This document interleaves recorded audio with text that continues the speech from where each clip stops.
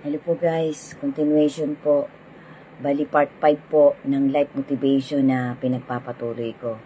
Sana po lahat po ng makakakita ng content ko na to pagtyagaan nyo po sanang simulan mula part 1. Hindi naman po to ganun kahaba pero sure po ako kahit papano makakapagbigay po ako ng maliit na booster, maliit na dagdag sa pagmamahal at pagtitiwala natin sa ating Creator. Amen.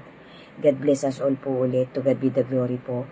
So, ito nga pong context ng content ko na to, na life motivation. Bali, part 5 na po to, part 5. About po ito dun sa epekto ng ginawang beatitudes ng ating Lord Jesus nung panahon niya, nung generation niya, nung unang siglo po, na naging flesh, body and flesh po siya. Na ito pong video na to, marami na pong naglabas ng documentary tungkol dito sa Beatitudes ng ating Creator. Kasama din po ito dun sa mga movies na ginawa ng mga sikat na producer na itinawid talaga yung parang the most life vision, life story of our Lord Jesus. From Mateo, sunod-sunod po yung mga chapter ng Holy Scripture na kinuna nila ng mga vision na halos nagkakapare-pareho po. So, yung iba pong mga dokumentary, masyado pong brutal nung nandun na nga po sa stage na tinatahak na ng ating Lord Jesus yung kalbaryo niya, na papunta na dun po sa paghihirap niya hanggang sa namatay siya, being flesh, being human flesh, na ibinigay po niya sa atin ng salvation natin nung moment na yon. So, sabi ko nga po dun sa mga ibang nagawa kong WWTH, kung sino man pong nakapanood na nun, madalas ko pong inuulit doon na kapag ang isang tao po guys talagang nagpapatuloy po sa kalikuan, yan po marami na pong nagpatotoo niyan, marami na pong nag-explain yan, iba-ibang platform, iba-ibang may mga credibility na mga pastor at mga mangangaral ng mga generation nagsunod-sunod hanggang sa dumating na po itong last generation ng humanity na tinatahak natin. Bali lahat-lahat po ng pagpapaliwanag ng mga matutuwid na pari at mangangaral halos nagkakatugma-tugma po. Na yan nga pong life story ng ating Lord Jesus, madalas talagang pagka pinanood mo parang susundutin ng puso mo talaga. Ako po kapag po inuulit-ulit ko yung dokumentary na yan, lalo na po yung kalbaryo ng ating Lord Jesus, talaga pong madalas po talaga hindi ko rin po napipigilang mapaluha. Kasi ang intindi ko po guys, correct me if I'm wrong, na talaga pong ang Panginoong Jesus tinubos na po niya talagang kasalanan natin. From unang siglo, mula po sa mga unang kasalanan ng mga naunang tao hanggang sa huling generation natin. Kaya nga lang po, dalawa po ang stage ng pagtubos ng kasalanan ng ating Lord Jesus. Kailangan nga po talaga, kapag tinanggap na natin siya, magpapatuloy-tuloy na tayo. Yung una po kasing pagtubos sa atin, inalis tayo sa ating mga masasamang gawain. Kasi yung Word of God po talaga, lumilinis po yan ang conscience ng isang tao.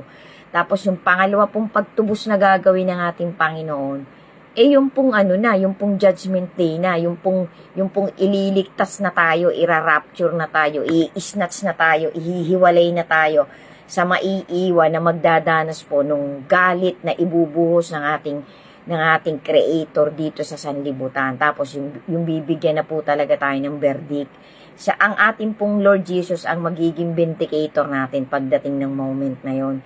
Siya po kasi ang magbibigay ng parang magpapatotoo, vindicator, being a vindicator, na itong taong to ay chosen talaga, dapat talagang magkaroon ng salvation. Yun po yung dalawa po ang stage talaga guys.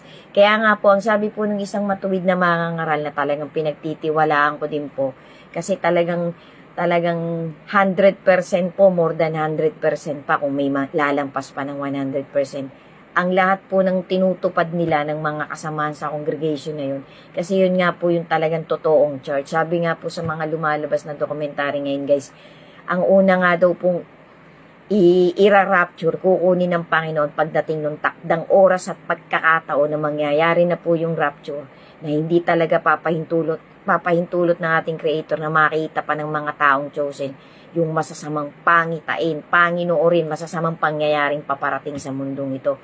Yun nga po yung mga sunod-sunod na climax ng Great Tribulation. So guys, sana po yan alam na po natin as of this moment na talagang tinatawid na natin yung tribulation. Napakarami na pong lumalabas na mga balitang kung talagang iisipin po natin, hindi na po ganun biro-biro, hindi po talaga pwede nating ikikibit balikat, babaliwalain natin kasi nangyayari po talaga yung nakasulat sa love letter na sinalita ng ating Panginoon. Yun nga po yung mga prophecies na nagkakatotoo isa-isa. So talagang isang-isa na lang po ang hinihintay natin, yung matinding kapighatian. Sabi nga po ng ating Panginoon, kasi pinaliwanag din po niya yan sa Beatitudes. Before Beatitudes po, nagpauna na po ang ating Panginoon sa mga mangyayari, lalong-lalo na po sa mga meeting conversation nila ng kanyang mga apostol.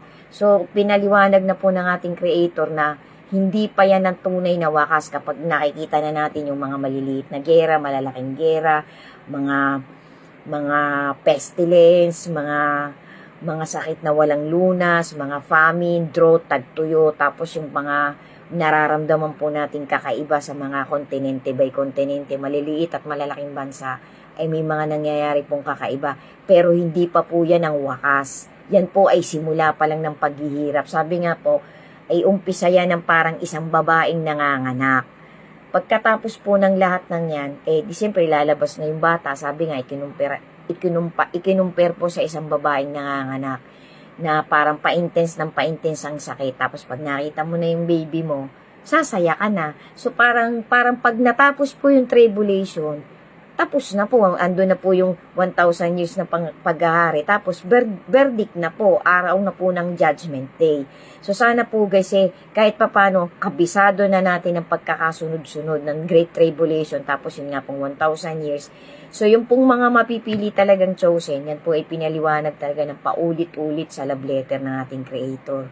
So, guys, yan po ay isa din po yan sa sinabit pinaliwanag ng ating Creator, na kapag ikaw ay may faith, kapag mahal mo talaga siya, kapag nananatili ang isang human being sa trajectory na motivation ng ating Creator at ng ating Lord Jesus, hindi po siya dapat matakot, hindi po siya dapat mag-worry, hindi po siya dapat mag-alala, kasi ibibigay mo lahat sa Kanya ang worries mo, ang doubts mo, pababayaan mo mabuhay ka lang dun sa trajectory papunta sa motivation niya. So, yan nga pong Beatitudes, ang epekto po niyan sa mga tao, nabuksan po ang kanilang kaisipan, ang kanilang puso, na mas lumalim po ang pagkakakilala ng mga taong yun noong unang panahon, na until now po sa generation natin, ay tumawid po yung Beatitudes ng ating Lord Jesus. So, lahat po ng mga taong nakinig doon ay nagkaroon ng cleanse, nagkaroon po ng purge, nag-purge po ang kanilang pagkatao. So, ang unang-una pong ipiniliwanag dun sa vision na yun, guys, ay yung pong nangyari sa mga apostol. Para po sa akin, ang pinakamatindi po ay si Andrew, yung kapatid po ni Simon Peter. Bali, pinayagan po siya ng ating Lord Jesus na pumunta kay John the Baptist. Kasi nga po si John the Baptist nung time na yun ay nakakulong na. Ikinulong na po siya ni Herodes, nung isang hari na naghahari ng siglo na yun, ng generation na yun. Sundan nyo pa po guys. Sana po bawat part talaga kapulutan po natin ng maliit na life lesson and motivation na mag-i-enhance po sa faith natin sa ating Lord Jesus. Thank you po for watching. God bless us all po. And to God be the glory po. Stay safe po. And always remember guys, be steadfast in your faith to our Creator. Sundan nyo pa po yung kasunod. Thank you so much po.